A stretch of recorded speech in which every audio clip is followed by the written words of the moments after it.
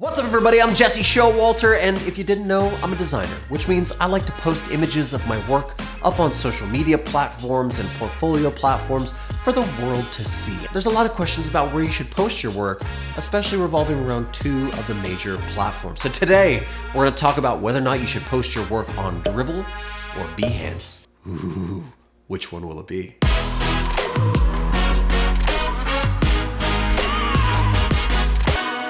Dribbble feels very much like a social media platform for creatives and designers. Let's talk quickly about the pros and then the cons of Dribbble. All right, first up, Dribbble is one of the largest design platforms and communities out there, I think. There's tons of people on Dribbble of all levels and degrees and specialities. It's a great place to go for inspiration and community. Second up, I would say that Dribbble is heavily influenced on UI design and visual design. It's great if you want to find a lot of different styles and trends that people are doing in UI design, graphic design, and illustration. Third thing that I really love about Dribbble is it's really easy. You post a shot up, you put a few details, and boom, it's out there into the internet and people can check it out. There's not a lot of extra effort you have to do besides create that Dribbble shot and just post it right up. You don't have to write a lot of bio about it if you don't want to. You don't have to write a case study if you don't want to. It's just, here's my shot, boom, I'm all done. Dribbble also has some other great features like a job board and a pro playbook so you can create your own portfolio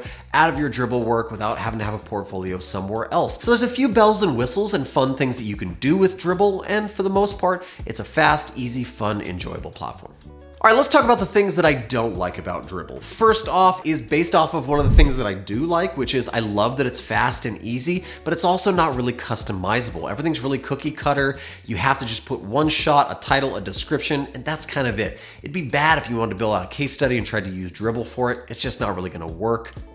Not so good. The last con that I have about Dribbble is it tends to promote and benefit people who lean into design trends and trendy things. You know, neomorphism is all the rage, and so if you post a neomorphic design up, it's gonna get a lot more popularity, a lot more likes, a lot more attention than other stuff like this person over here that's just crushing it with really simple logo design, illustration, or basic UI design stuff.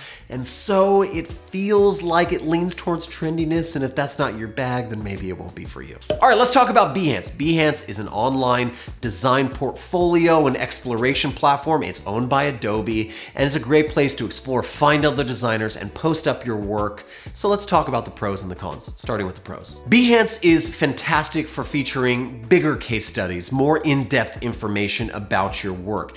It's easily customizable. You don't just upload one simple little shot and then you're done. You can put multiple images, you can stitch them together, you can put text, animations, you can drop in prototypes from Adobe XD. So there's all these robust tools and features and abilities for you to showcase your work that it lends itself a lot better to case studies, portfolio pieces, and large kind of demonstrations of your work. So I love that about Behance. I love it a lot. The thing that I love about Behance is it's available to everybody. It's free to create a Behance account. Anybody can start their portfolio right there. I strongly recommend to people, if they're just starting out in the design industry and they don't have any sort of portfolio, Behance can very much feel like a robust portfolio if you're just starting out. Another thing that I love about Behance is the variety of stuff that you're gonna find there. It's not just UI design, but it's animation and motion graphics and illustration and architecture, and there's so much stuff you can find on Behance. There's no formula or cookie cutter shape that you need to fit into to be on Behance and promote your work. It's kind of no holds barred, and that's fun. All right, let's talk about what I don't like about Behance. The first item on the list actually comes off of my love of the fact that Behance is more robust. You can do more with it. It's more customizable. But the downside to that is that it requires more work. It requires more energy. You can't just throw a quick shot up there and wow people with your account.